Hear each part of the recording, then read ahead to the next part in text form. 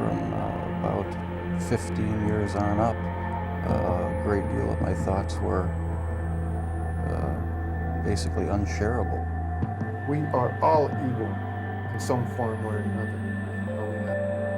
Yes, I am not 100%, but I am evil. My mother was a sick, angry, hungry, and very sad woman.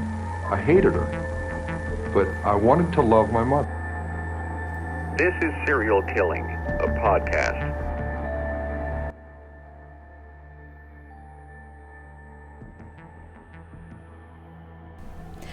Hello again, and welcome to Serial Killing, a podcast, where we go off the serial killer path to delve into other topics within our beloved true crime community. Special thanks to some of my patrons as always: Dan, Maya, Galen, Linda, Teresa, my dear 3 Emmas, Jessica, Lady Janice, Marie, Elena, Alethea, John, Katores, Nanette, Rachel, Sam, Sophie, Whitney, David, Catherine, Trudy, Stacy, and Holly. Thank you guys so much. You are truly appreciated. And for anyone else, please feel free to join my Patreon. Like, share, and subscribe. It just might help our little community grow.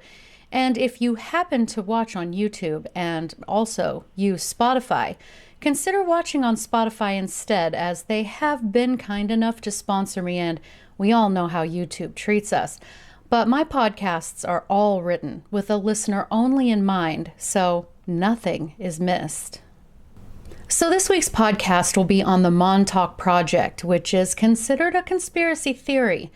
Without further ado, let's get into it. Now, some of you might have heard of the Montauk Project thanks to the Netflix series Stranger Things. It is rumored that the show was actually slated to be called Montauk before the producers switched the setting to Indiana instead of Long Island, New York. But the sort of connection between character 11 and the Demogorgon and how that opened a connection to the Upside Down is based on an event in Montauk, Long Island in 1983. So what is Montauk exactly? According to its Chamber of Commerce, it is located in New York in the town of East Hampton on the Atlantic Ocean and Block Island Sound, and is known for its beautiful beaches, like ditch plains, oceanfront places to stay, things to do for kids, fishing, surfing, paddling, seafood restaurants, nature trails, events, music and art festivals, and even weddings. Its wiki page states that Montauk encompasses an area that stretches approximately 13 miles or 21 kilometers, and that it is 118 miles east of Midtown Manhattan. Montauk boasts the first lighthouse in New York State and is the 4th oldest active lighthouse in the U.S. This area, of course, has a rich and colorful history that I could easily take hours to describe to you, but basically it was inhabited by Native Americans, and in the 17th century, Europeans settled there. During the 18th century, Congress authorized the construction of the Montauk Lighthouse, which was completed in 1796. The 19th century saw the boat La Amistad come ashore looking for supplies, and the locals took the slaves from the ship and freed them. And then, in 1898, the United States Army bought some property there to establish a base called Camp Wyckoff, which was used to quarantine Army personnel who were returning from the Spanish-American War. One soldier in particular being Theodore Roosevelt and his Rough Riders. But it is important to note that the first military activities have now begun in Montauk. So during World War II, the U.S. Navy bought most of the east end of the island, including Montauk Manor, to turn it into a military base, naming it Fort Pond Bay. The U.S. Army established Camp Hero for protecting New York's shipping industry. Several concrete bunker observation posts were built all along the coast, and there is one immediately to the east of the lighthouse. The base buildings were disguised so that, from above, they would look like a New England fishing village. In 1957, the Army closed Camp Hero, which was then taken over by the Air Force, and they began building a giant radar. And this is where the conspiracy or rumors begin. The Montauk Project is again a conspiracy theory that suggests that during the Cold War in the early to mid-80s, there were a series of United States government projects or experiments performed at Camp Hero or Montauk Air Force Station for the purpose of developing psychological warfare techniques, as well as researching time travel and teleportation. So where did this idea come from? It is said that the Montauk Project story came from a self-published book written by Preston Nichols titled, quote, "The Montauk Project, Experiments in Time." There is an online PDF of this book that I'll link in the notes. He starts his book by saying, quote, "To the immediate west of the lighthouse, there is a mysterious and derelict Air Force base on the grounds of old Fort Hero.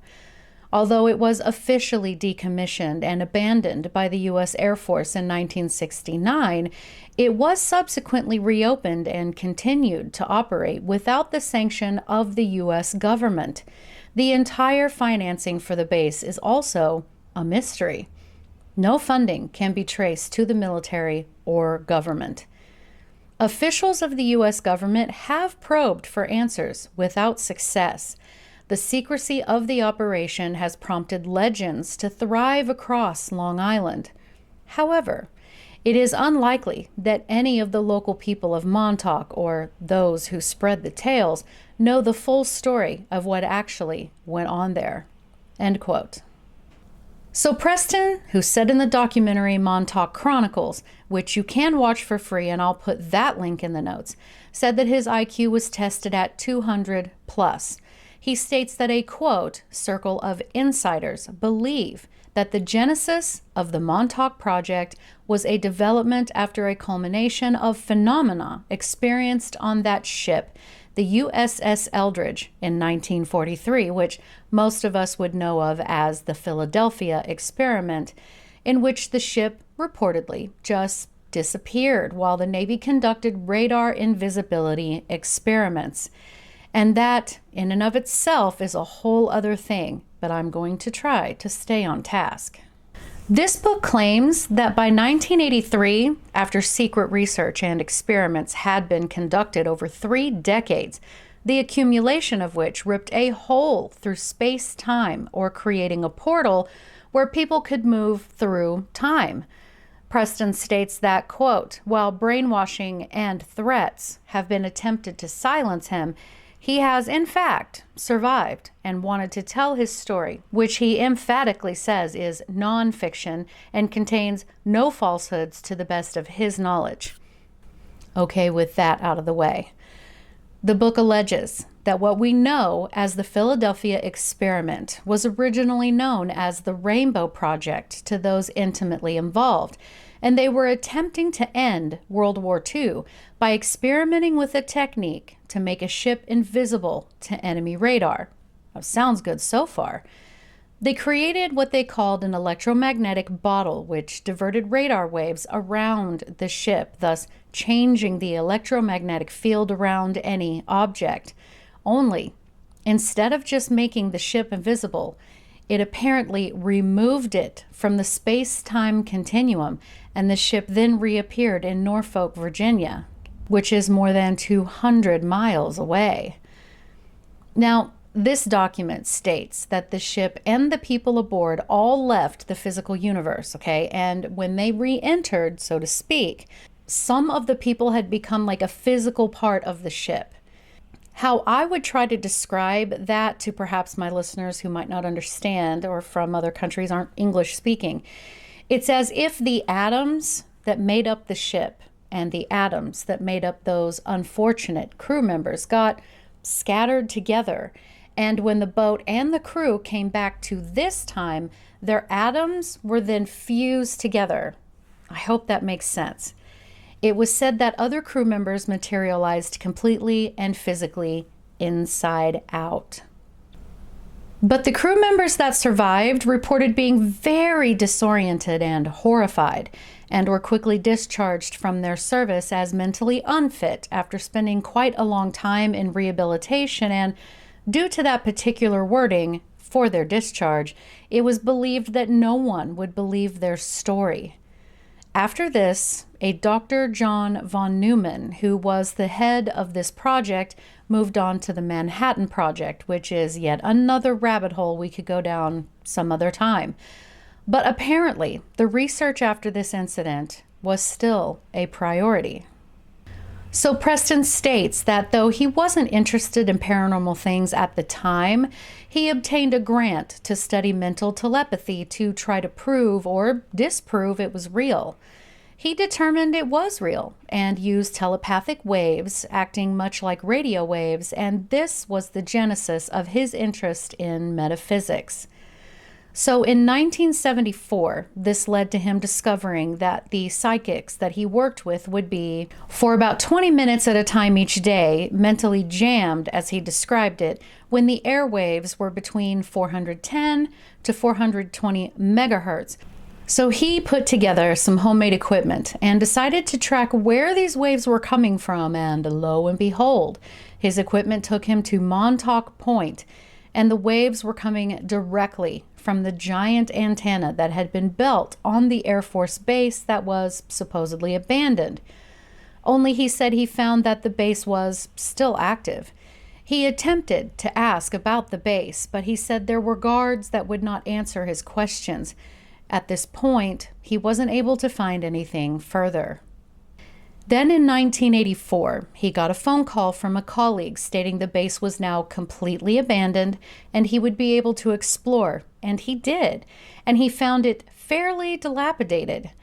After many phone calls, he was able to meet with a man who told him that because no one, not even the military, would claim any of the old equipment in the building, he would be free to take anything he wanted, and then got him in touch with the caretaker of the base. Preston went back to the base and brought with him one of his psychics, and he encountered a homeless man who said he had been living in the facility since it was abandoned. The homeless man then went on to tell him that he recognized Preston as being his boss in that very facility while they had been doing experiments. One such experiment at that base had produced a big beast that appeared and scared everyone away, but more on that later. His psychic friend told him, too, that he was getting a reading that there had been irregular weather patterns, mind control, and a vicious beast, and that any animals that had been in the facility had reacted and literally busted through the windows to get out. Then while he was at work, another man allegedly walked into his office claiming that he, too, had worked for him at that facility, which of course Preston had no memory of. And so he began asking the locals there, going into the bars, people on the beach, on the street, everywhere. He said 6 of the people he talked to stated that very strange things had happened around their local area. Examples were that it had snowed in August, hurricane-force winds that came from nothing, unusual storms, and so on. They spoke of animals grouping together oddly and crashing through windows of people in town, and other strange stories. And yet another man inserted himself into Preston's studies of Montauk. He told Preston that he had been programmed to befriend him, then kill him and blow up his lab. This man said he had been part of the Philadelphia experiment. So with his new information that he was sure would get him killed, well, he embarked on a journey to Chicago and spoke about it at a convention. Eventually, this led to Preston realizing that he must be, quote, existing on 2 separate time tracks. With the help of one of his psychic friends, he went under hypnosis and tried to track his time through memory regression, among other techniques, to get his memories back. So he remembered suppressed memories of being a working scientist at Montauk. Another man, Al Bielek, stated he used New Age therapies and practices and was able to unlock a whole host of repressed memories about not only his involvement with the Philadelphia experiment, but also the Montauk Project, and he claimed the two were connected. So why could neither Preston or Al remember their time working on these projects? Well, They suggest their memories have been erased using the CIA's MK-Ultra mind control methods to keep people quiet about it. Al spoke at the Mutual UFO Network conference in 1990, saying the Philadelphia experiment was indeed real and that Nikola Tesla himself had created the equipment that had been used to make that ship move through space-time and that it had, in fact, opened a wormhole into the future. So 1943 was then directly connected to 1983. Now, guys, side note, Nikola Tesla died before the keel of the ship was even laid down, which then negates Tesla's involvement in this entirely. I'm just saying. Preston states in his book that after the incident with the ship, eventually, Dr. von Neumann and his team were called back to begin new research into what happened, what went wrong with the human factor of the experiment, and why it had overall failed. They also wanted to research controlling weather patterns. This accumulation of reviewing and researching these different things came to be known as the Phoenix Project. This project actually has led to achieving stealth technology that the military does actually use today, so there's that. What they discovered was that in order to make that ship invisible, they had removed it from the normal plane of existence. But the new reality it had materialized in, so to speak, had no connection to our plane of existence, and this had made all of the crew members very disoriented, not to mention the horrible fate of the few who had either been turned inside out or made a physical part of that ship. So the solution was to create a sort of background that would be used to recreate the time reference points that we, as biological beings, could then mentally plug into, and that would solve the problem. For reference, they termed this as time reference points. He basically says that when we are conceived, the energy that makes up the signature that is us is then immediately attached to that timeline, and we all start from that point, our soul, if that helps. In the book, Preston states, quote, "Our whole reference as a physical and metaphysical being stems from that time reference, which actually resides within the electromagnetic background of our planet. This tie reference is the basic orientation point you have to the universe and the way it operates." Are you with me so far? After around 10 years of this research and the developing computers that would produce the needed effect for the safety of anyone going through such an experiment, the project was considered complete in 1967, and an alleged report was then given to Congress that, long story short, said the human mind could be altered by the use of electromagnetics, and it was possible to create devices capable of changing the way people think. Articles I read said that Congress feared the end result of such an experiment with mass mind control, that it cut off all funding for the project and ordered the Phoenix Project to be completely shut down in 1969. However, the group that had been working on this for so many years refused to give up. It is said that they went straight to the military and informed them on what they were working on and its capabilities with regards to using electromagnetic technologies to control the minds of humans. They advertised it as, quote, "a device that could make the enemy surrender without a battle simply by throwing a switch," end quote. Now, this would be like finding a gold mine to the military, and I think we could all agree on that. Now, with the military on board, they now needed a place to continue their experiments in secret, complete anonymity. They needed the military to supply them with the necessary equipment and trusted employees. Oh, and a really large radar that could operate around 425 to 450 megahertz, as this was apparently one of the window frequencies for cracking open and getting into the consciousness of another human. And the military had just the perfect secret site with a giant radar, the decommissioned Air Force Base at Montauk Point. And so, in 1970, the base was reopened. The funding came from, according to Preston, none other than the Nazis themselves in the form of $10 billion in Nazi gold. Again, a whole other story. I'm trying to stay on topic. So for this next part, fans of zombie shows and movies will really enjoy this. The scientists began having people sit in a chair in a room behind a door, and they would be bombarded with differing intensities of radio frequencies at different megahertz from different distances. This was the experiment. What they found was that the people who were exposed to a strong enough field to influence their brainwaves for several days caused a great deal of damage. You see, according to this book, this would make the subject, quote, brain dead, but still be able to be up and walking around.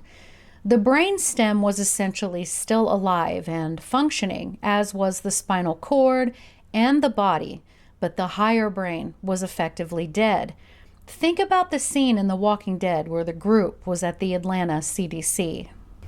So if this were true, which again, this is just a conspiracy theory, people that they did this to would be walking completely controllable cattle, easily herded into whatever behavior outcome was desired. Yikes. The way they explain why people would still be able to appear alive and higher functioning is that the soul, or the psychic energy part of the human that was attached to the physical body, would still be aware enough to appear alive. Interpret that however you wish. I'm not advocating religion here. More experimentation produced a way to continue to bombard people, and let's be honest, nearly all of them in the early days were military men with no knowledge this was happening to them with these rays, but in a way that was much less harmful so that the people would not suffer such brain damage, and boom. Same control over their very thought patterns, same mood-altering capabilities, and so they began this, and they monitored the people while changing their thoughts and moods. And then the experimentation allegedly went beyond using just military men to the locals of Long Island, then on into New York, New Jersey, and Connecticut.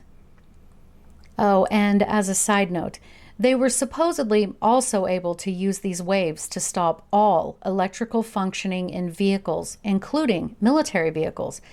So if this were true, it makes purchasing one of those fully electric cars the government is pushing us all to buy very scary. But I digress. So here's the part where we get to the aliens.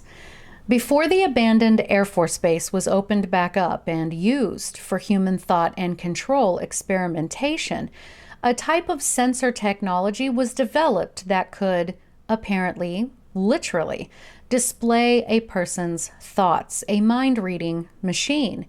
They used a chair, and around this chair were coils that served as sensors.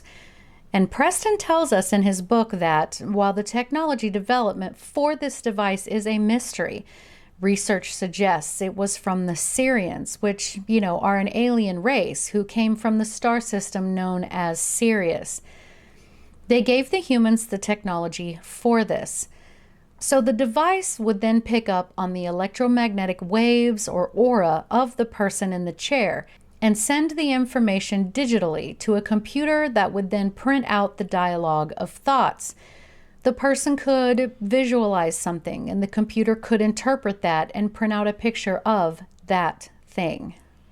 Now, the scientists at Montauk got their hands on this chair coil device and would then put a person in the chair who would project out an alternate reality at the other employees there.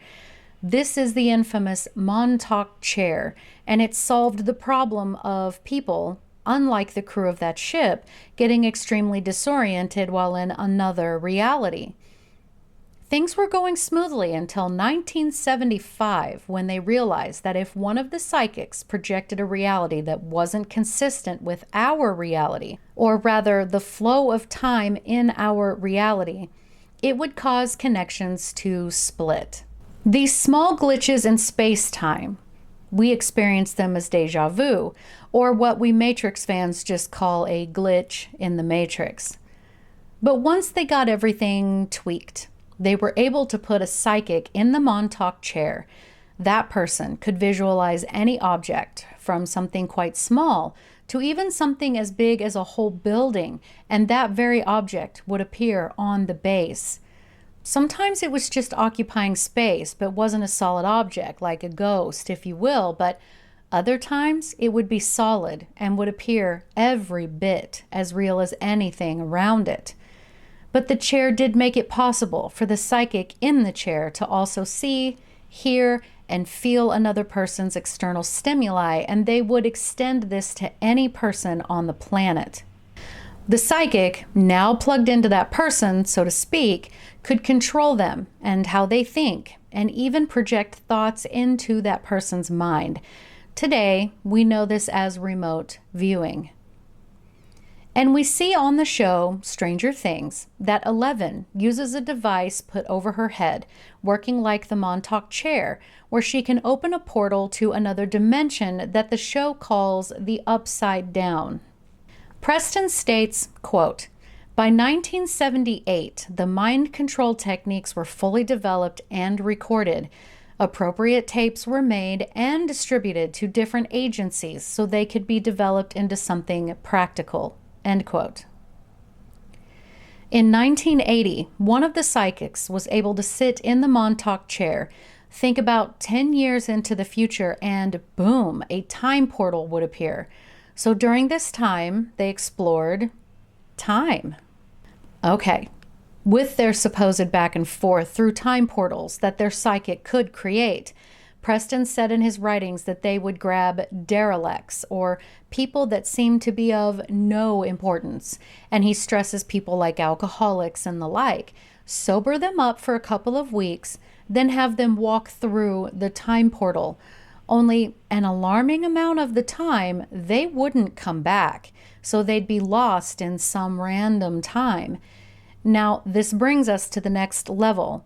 This is also when Preston says they began to use children. They had one boy who they used as a recruiter to get other children to come to the Montauk facility to be used as guinea pigs.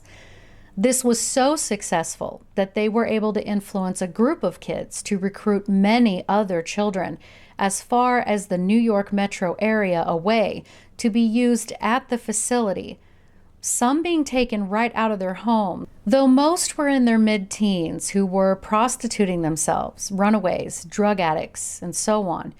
The age range was described as 10 to 16 years of age, but sources state the children were as young as 4 years old. But he estimates that between 3,000 to 10,000 people were lost during this phase overall.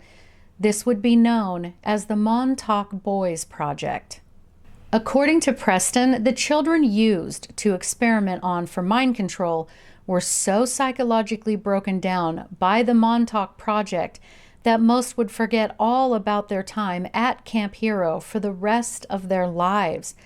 One man, Stuart Swerdlow, during his interview for the Montauk Chronicles, remembers a family vacation spent in Montauk in 1970, and that, when they drove past the Air Force Base, he instantly felt a pull to it, as if he knew what was going on there and that there were levels below the base.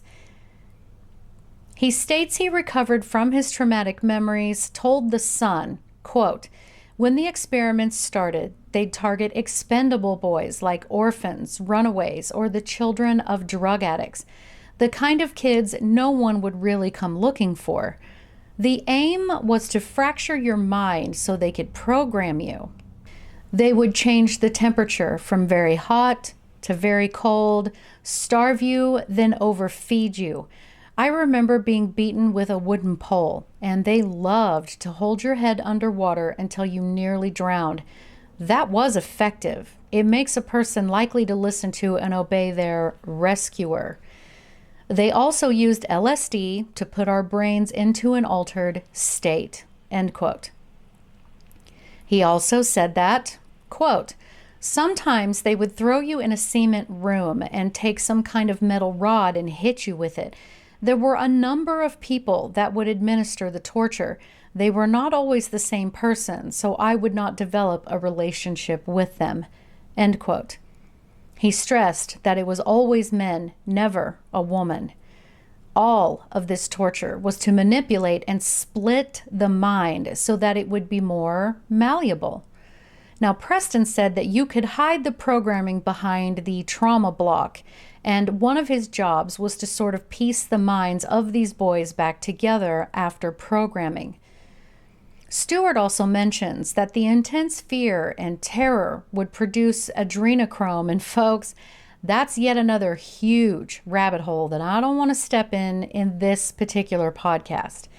Again, there is a lot more to this, so I encourage you to watch the documentary to get their complete descriptions if you're curious. But needless to say, it sounds absolutely horrible. Stewart then went on to say that he personally witnessed animals being murdered, people being murdered, members of the staff sexually abusing and assaulting the boys, and he went so far as to say he and other boys were sent to a settlement created on the planet Mars, as well as sent all the way back to biblical times to gather DNA samples. I mean, wow. In this documentary, Stewart told us that in his later childhood, he knew he was being abducted by aliens and that it would always start as shadows moving about in his room. He described having this intense depression and not wanting to go on, and that his only comfort really was when he watched old sci-fi shows like Star Trek or The Twilight Zone. But like all good things, or bad in this case, the Montauk Project came to an end. Preston stated, quote, "We finally decided we'd had enough of the whole experiment. The contingency program was activated by someone approaching Duncan, that was the psychic, while he was in the chair and simply whispering, 'The time is now.' At this moment, he let loose a monster from his subconscious, and the transmitter actually portrayed a hairy monster. It was big, hairy, hungry, and nasty. It showed up somewhere on the base. It would eat anything it could find, and it smashed everything in sight. Several different people saw it, but almost everyone described a different beast." End quote. Preston said that, in the end, they had to destroy all of the equipment in order to remove the beast from existence and send it back to its own dimension. This is clearly the inspiration for a similar situation in Stranger Things, where Eleven accidentally summons the Demogorgon, which similarly goes on to do terrible things. Once the men were able to purge the beast and destroy all of the equipment, they allegedly filled the underground facilities with concrete, and the rest of it is now completely flooded with water. Anyone involved with the Montauk Project had their memories wiped using MK-Ultra techniques. And while this will not surprise any of you, the U.S. government has denied any of this is true. But is there any truth to this at all? As most things go, fiction usually has its roots in some drop of truth. We know MK-Ultra was a real thing. There are declassified documents that are easily found all over the internet. We know that the disenfranchised citizens of the entire world have been used for a number of unspeakable things. So is it so far-fetched that they would also use children? The sex trade is very real. We know this. Many of the other creators, similar to myself, have made so much content talking about people and children who just vanish off the face of the earth. We chuckle to ourselves when we occasionally stumble across those social media posts about a found time traveler who states they are from another time, and hasn't the government already admitted to unidentified flying objects? I don't believe that they have flat out said there are little green men flying to Earth yet, but who knows? And we have plenty of scientists who say that time travel might be possible or plausible. And yet we also have paradoxes to that seem to disprove the ability to travel through time. And this is just merely scratching the surface, friends. Please let me know if you enjoyed this and if you would like me to scratch the surface of other conspiracy theories. But tell me, guys, what do you think? Leave me a comment below, or you can DM me on Instagram at serial_killing. All of my contact information is in the notes. But most importantly, thank you so much for listening, guys, because I know you could be listening to anyone else, but you chose me, and I really appreciate that. Thank you so much again, guys. Thank you. Have a great day. Anybody who killed more than 2 or 3 people was a mass murderer, and whether it was all at one place or over an extended period of time. And then in the early 80s, they came up with this differentiation called serial killing.